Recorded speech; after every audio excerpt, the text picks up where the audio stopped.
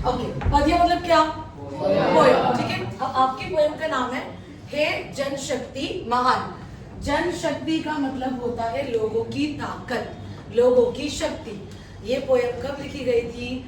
जब लिखी गई थी अंग्रेज सरकार यहाँ से चली गई, उनकी हुकूमत खत्म हो गई और अब भारत के लोगों को ही भारत को आगे बढ़ाना था।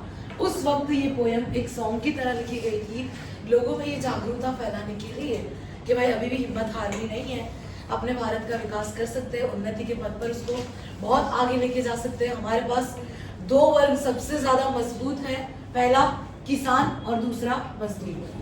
किसान अन्न उगाते हैं जो कि बहुत इंपॉर्टेंट है हमारे देश के लिए, और सेकंड मजदूर वर्ग जो कि कारखानों में काम करते हैं। ठीक है, उसके अलावा बांधकाम क्षेत्रों में भी मजदूर बहुत इंपॉर्टेंट है। तो यहाँ पर आपको उनके बारे में बात की गई है कि ऐसे लोगों को मोटिवेट करना चाहिए, ऐसे लोगों में जागरूकता फैलानी चाहिए कि भाई क्या करना है, अपने को और ज्यादा मेहनत करनी है और भारत को उन्नति के पथ पर सबसे ऊपर लेकर जाना है, और पृथ्वी पर जो ये हमारा देश है इसको स्वर्ग जैसा बनाना है। किसके जैसा? स्वर्ग जैसा। ये लोगों को समझाने के लिए उन्होंने ये पूरी पोयम लिखी है जो कि एक सॉन्ग की तरह है, इसीलिए इसका प्रकार आपको दिया हुआ है गीत। किसने लिखी है? रांगे राघव।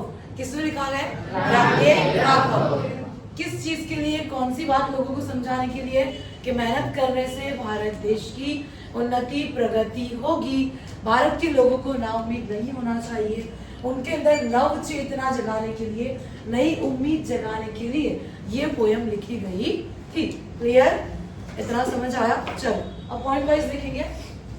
हेतु देख लेते पहले। भारत की जनता की शक्ति की सराहना की गई है। सराहना करना मतलब कि तारीफ करना। अब कैसा होता है, कोई इंसान कोई काम कर रहा है और अगर अपन उसकी और ज्यादा तारीफ करते हैं ना तो उसमें दुगनी एनर्जी आ जाती है कि और वो और ज्यादा अच्छे से वो काम करता है। तो ये सॉन्ग के थ्रू वो लोगों की तारीफ कर रहे हैं, लोगों को ये बताना चाह रहे हैं कि भारत के अंदर अभी भी सब कुछ खत्म हुआ नहीं है। हम मेहनत करके, हम परिश्रम करके, हम हमारे दिमाग का उपयोग करके सभी चीजों का निर्माण कर सकते हैं, सभी चीजों को बना सकते हैं और दोबारा से धरती पर स्वर्ग हमारा भारत देश बन सकता है। ये भारत को समझाने के लिए, भारत के लोगों को समझाने के लिए उन्होंने ये पोयम लिखी थी। भारत के लोगों की क्या की है? उन्होंने तारीफ की है। सराहना करना मतलब कि तारीफ करना। पॉइंट वाइज देखते हैं। फर्स्ट पॉइंट मैंने आपको कहा कि वो लोगों को क्या कह रहे हैं कि जागो और जगाओ। खुद भी जागो मतलब खुद भी मेहनत करो, परिश्रम करो, और जगाओ मतलब लोगों को भी ये बात समझाओ कि अगर अपने देश का विकास करना है, अगर अपने देश का ग्रोथ बढ़ाना है, अगर अपने देश को उन्नति के पथ पर आगे लेकर जाना है तो मेहनत करनी होगी। जनता की शक्ति जो है वो अपरंपार है। लोगों के अंदर जो ताकत है, लोगों के अंदर जो काम करने की क्षमता है वो अपरंपार है, वो कभी भी खत्म होने वाली नहीं है। हम पूरी एक जनरेशन को बदल सकते हैं, हम पूरा एक समय बदल सकते हैं। इतनी ताकत है किसके अंदर? भारत की जनता के अंदर, भारत के लोगों के अंदर। वो लोगों को मोटिवेट कर रहे हैं ये सॉन्ग के थ्रू कि भाई मेहनत करो और भारत का विकास आगे होगा। लास्ट में एक वर्ड लिखा है मैंने, जागरूकता। भाई ये पोयम लिखी ही इसीलिए गई थी कि उस जमाने के लोगों में उम्मीद जगाई जाए, नव चेतना जगाई जाए, उनमें जागृति फैलाई जाए और धरती पर स्वर्ग का निर्माण करने का सबको ख्याल आए, सब लोग सुख चैन से जीवन जिए। सेकंड पॉइंट, अब भारत के लोगों को जिन चीजों की जरूरत है, जिन वस्तुओं का वो उपयोग करते हैं, अगर वो सारी वस्तुएं भारत में ही मिल जाए, भारत के अंदर ही बन जाए, तो भारत के लोगों को और किसी देश की जरूरत पड़ेगी नहीं। तो यहाँ पर बात की है संतोषी बनने की। संतोषी बनना मतलब हमारे देश के अंदर हमारे पास सब कुछ है, यहीं से सब कुछ खरीद कर हम अपनी जिंदगी आराम से गुजार सकते हैं, सारी चीजें हमको प्रोवाइड हो जाती है, सब कुछ मिल जाता है। तो ये चीज कब होगी? जब मजदूर वर्ग मेहनत करेगा तब। हम जो चीजों का इस्तेमाल कर रहे हैं वो कहीं ना कहीं किसी मजदूर ने बनाई है। ये बेंच पे बैठे हुए किसी मजदूर ने बनाई है, ये बेंच का जो लकड़ा है वो झाड़ में से जिसने कट किया है वो कोई मजदूर है। ठीक है, ये इमारत जो बनी है वो किसी मजदूर ने बनाई है। तो कहने का मतलब हम जितनी भी चीजें यूज कर रहे हैं, ये मार्कर ये फैक्ट्री में किसी मजदूर ने बनाई है। तो जितनी भी चीजों का इस्तेमाल कर रहे हैं वो मजदूरों के द्वारा बनी गई है। तो कहने का मतलब क्या है? भारत को इतना कैपेबल बनाना चाहिए कि लोग संतोषी यहीं पर सारी चीजों का इस्तेमाल करके बन जाए, अपनी लाइफ से खुश हो जाए, सुख चैन उनको भारत में ही मिल जाए और धरती पर ही स्वर्ग का निर्माण हो जाए। ठीक है, आगे वो लिखता है कि जब लोगों में संतोष आ जाएगा, सबको ऐसा लगेगा कि भाई भारत में रहना ही ठीक है, भारत विकास के मार्ग पे सबसे आगे पहुंच गया है और यहाँ हर चीज प्रोवाइड हो जाती है, तो प्रगति के मार्ग पर हमारा देश सबसे आगे पहुंच जाएगा। उसके बाद किसान मजदूर की बात की है। ये दो वर्ग सबसे इंपॉर्टेंट है देश का विकास करने के लिए। देश के लोगों के लिए सबसे पहले जरूरत है खाना, अन्न जो कि किसान उगाते हैं मेहनत करके, और दूसरा वर्ग है मजदूर। तो भारत के लोगों को इन दोनों को वंदना करनी चाहिए, इनको प्रणाम करना चाहिए और इनको और ज्यादा मोटिवेट करना चाहिए काम करने के लिए, क्योंकि अगर ये लोग मेहनत करेंगे, अगर ये लोग ज्यादा से ज्यादा काम करेंगे तो हमारे भारत देश की प्रगति होगी, हमारे भारत देश का विकास होगा। Most important fill in the blank. किसको वंदना करने की बात की गई है? किसान और मजदूरों को। ऑप्शन आएगा माता पिता, पर हमारे सिलेबस के अकॉर्डिंग माता पिता कहीं नहीं है, हमारे सिलेबस के अकॉर्डिंग क्या है? किसान और मजदूर। तो तुमको यही लिखना है। नेक्स्ट पॉइंट, भाई मैंने तुम लोग को पहले ही कहा कि किसी भी देश का विकास करना हो, प्रगति करनी हो, तो दो चीज इंपॉर्टेंट है, मेहनत करना और दूसरी चीज बुद्धि का उपयोग करना, दिमाग का उपयोग करना और सारे काम करना। ठीक है, परिश्रम और बुद्धि, ये दोनों चीज मोस्ट इंपॉर्टेंट है किसी भी देश के विकास के लिए, और ये दोनों चीज भारत की जनता के पास बहुत है। ये सिर्फ मोटिवेट कर रहे हैं कि तुम लोग क्या करो, इसका उपयोग करो और हमारे देश को आगे बढ़ाओ। सुख चैन की गर्जना, जब सब लोग ये दोनों चीज का उपयोग करेंगे, बुद्धि का उपयोग करके, मेहनत करके, परिश्रम करके आगे बढ़ेंगे, तो हमारे देश के अंदर सुख चैन की गर्जना होगी।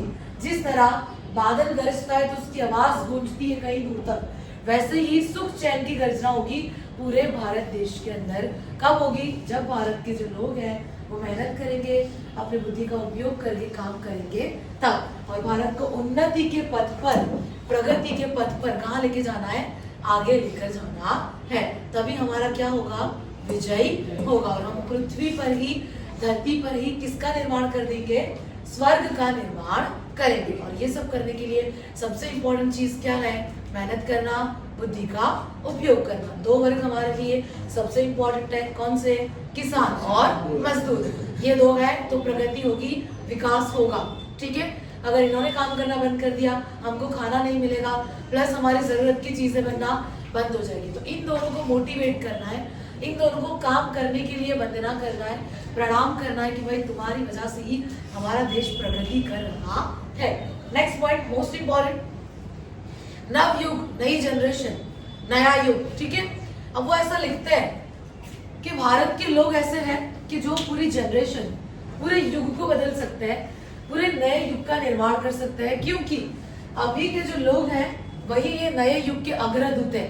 आने वाली पीढ़ी को सिखाने वाले, समझाने वाले, हर चीज बनाने वाले अभी की जनरेशन के लोग हैं। ठीक है, तो हम कौन हुए? नव युग के अग्रदूत, नई जनरेशन को बनाने वाले हैं हम। हमारी सोच कैसी है, हम कैसा काम कर रहे हैं, यही आगे की जनरेशन हमसे सीखेगी। तो हम नव युग के क्या है? अग्रदूत हैं। अगर हम परिश्रम करेंगे, हम मेहनत करेंगे, हम भारत देश को आगे बढ़ाने की कोशिश करेंगे, तो आगे चलकर जो नई जनरेशन आएगी वो भी हमारी ही तरह बनेगी। तो हम नवयुग के कौन हुए? अग्रदूत, नई जनरेशन का निर्माण करने वाले। और उसके बाद एक एग्जाम्पल दिया है कि हम कौन है। जिस तरह समुद्र के अंदर, जलधि के अंदर एक नाविक मेहनत करके नाव को आगे बढ़ाता है, वैसे ही हम लोग समय रूपी सागर के नाविक है। जितना आगे समय जा रहा है उतने आगे हमको भारत को लेकर जाना है। तो हम समय रूपी सागर के कौन है? नाविक है। समय के लिए आपको वर्ड दिया है काल। काल मतलब क्या? समय। तो हम काल रूपी जलधि के क्या हुए? नाविक। वर्मा का आंसर मोस्ट इंपॉर्टेंट। हम किसके नाविक हैं? समय रूपी सागर के। जितना वक्त आगे बढ़ रहा है उतनी हमको मेहनत करके भारत को भी आगे बढ़वाना है। तो हम काल रूपी जलधि के क्या हुए? नाविक हुए। जिस तरह एक नाविक अपनी नाव को समुद्र के अंदर आगे बढ़ाने के लिए मेहनत करता है, वैसे ही हमको भी समय रूपी सागर के नाविक बनकर भारत देश को आगे लेकर जाना है। उन्नति के पथ पर उसको सबसे आगे लेकर जाना है। और जिस दिन भारत के सभी लोग सुख चैन से रहने लगे और सबके जीवन में संतोष आ गया कि हमारे पास जो कुछ भी है, जितना भी है, हमको हर चीज मिल रही है, ये संतोष हर एक व्यक्ति के दिल में आ गया, हर एक व्यक्ति के जीवन में आ गया, उस दिन भारत देश का क्या हो जाएगा? विजयी हो जाएगा। क्लियर? समझ आया? हार्ड वर्ड्स देख लो। जलधि मतलब सागर, समुद्र। काल रूपी, समय रूपी सागर। हम उसके कौन है? नाविक। एक नाविक मेहनत करके नाव को पानी में आगे बढ़ाता है, वैसे हमको समय को आगे लेकर जाना है और समय के साथ साथ भारत देश को उन्नति के पथ पर, प्रगति के मार्ग पर आगे लेकर जाना है। ये पूरी पोएम के अंदर वो मेहनत करने के बारे में और लोगों में नव चेतना जगाने के बारे में बात कर रहे हैं। क्लियर? नव चेतना मतलब नई चेतना, नई उम्मीद, और उन्नति पथ का मतलब होता है ग्रोथ, विकास, डेवलपमेंट का रास्ता, जिसके ऊपर हमें भारत को क्या करना है? आगे लेकर जाना है। क्लियर? चलो